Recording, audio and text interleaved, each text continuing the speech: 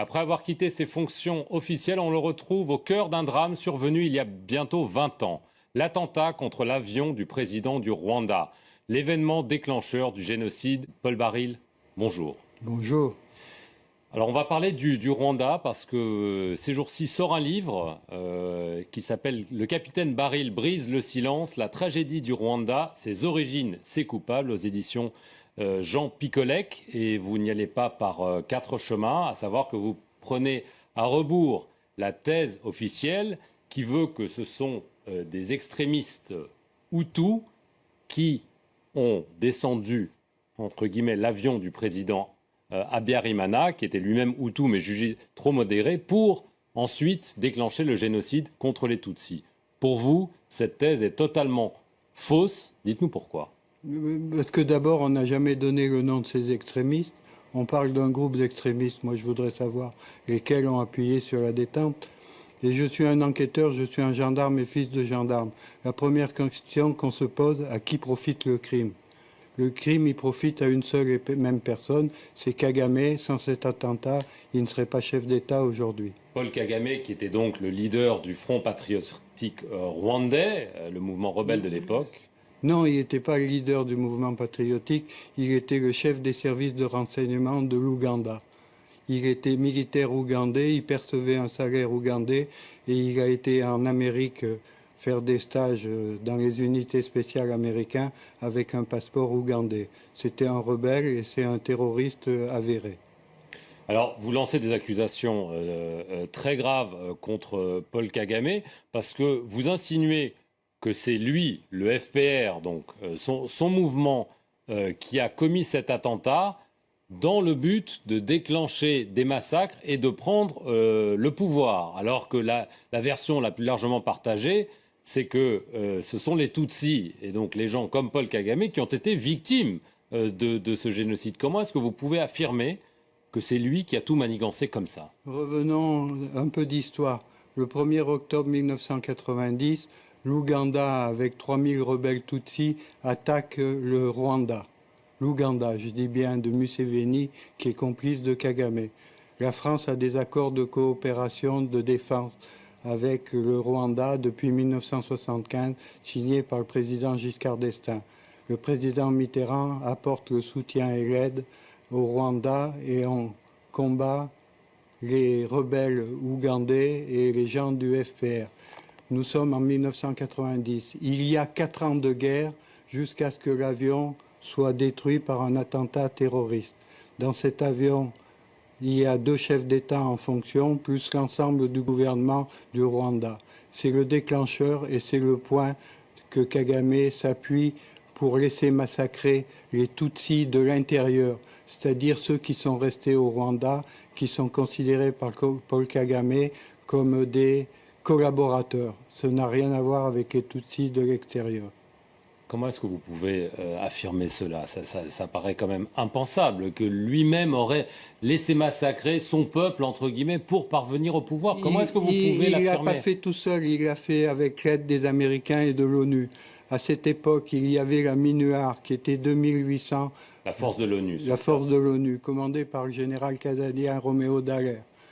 Le soir de l'attentat, les 2800 soldats de l'ONU se sont restés 280 soldats.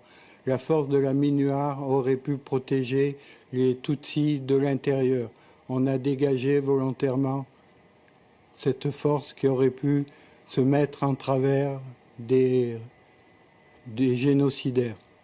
Mais alors, vous affirmez ces liens entre Paul Kagame et la CIA. Vous laissez même entendre que la CIA était parfaitement au courant des agissements, y compris donc de cet attentat qu'il aurait organisé. Ce sont des accusations très très graves que vous portez. En 1994, encore le sang coule encore à Kigali.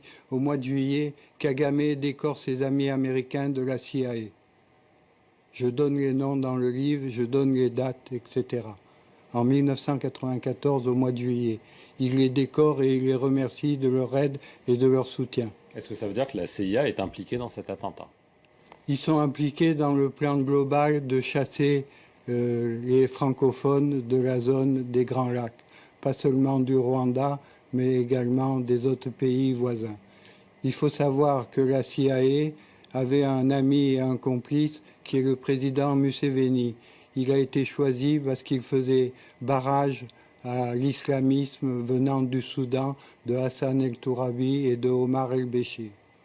J'étais en mission pour le président Abiramana et pour la France, au même titre que les 3 pilotes, copilotes, mécanos, qui ont été abattus.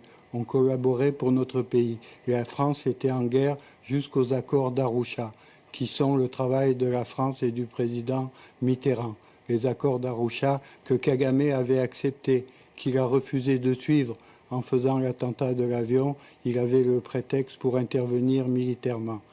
Et concernant, je faisais partie du même dispositif que le pilote, que copilote et le mécano qui appartenait à une société civile qui s'appelait la SATIF. C'était pour le travail de la France, de notre pays. Je voudrais rappeler, parce que c'est important, le juge Bruguière, qui n'est pas quelqu'un de rigolo, qui a pendant 20 ans a mené la politique antiterroriste en France, avait établi 9 mandats d'arrêt internationaux concernant Kagame et son team. Je vous rappellerai que le juge espagnol Meirelles, sur l'assassinat d'Espagnols, l'Espagne n'a rien à voir, il n'y a pas eu de militaire au Rwanda, a établi 40 mandats d'arrêt internationaux. Quand on superpose ces 2 listes, il y a 5 noms qui ressortent, l'état-major de Kagame et Kagame lui-même. Je suis le dernier survivant de l'équipe qui accuse Paul Kagame. Et Paul Kagame, je l'ai connu, on a mangé ensemble et il me demandait une télécommande. Vous le racontez d'ailleurs. Il me demandait une télécommande à distance pour assassiner le président Abiramana.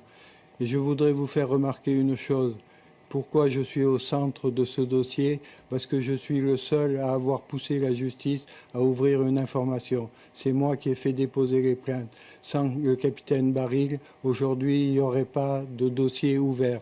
Et je rappellerai qu'il y a eu l'équipage d'assassiner le pilote, le copilote et le mécano, mais le lendemain, il y a eu 2 gendarmes qui étaient des coopérants et l'épouse d'un gendarme qui a été assassiné. L'instruction n'a pas déterminé quels sont les assassins, il n'y a pas eu de procès, et moi, ce que je demande, c'est que les parties civiles et les familles aient enfin la vérité et que les coupables soient arrêtés et châtiés.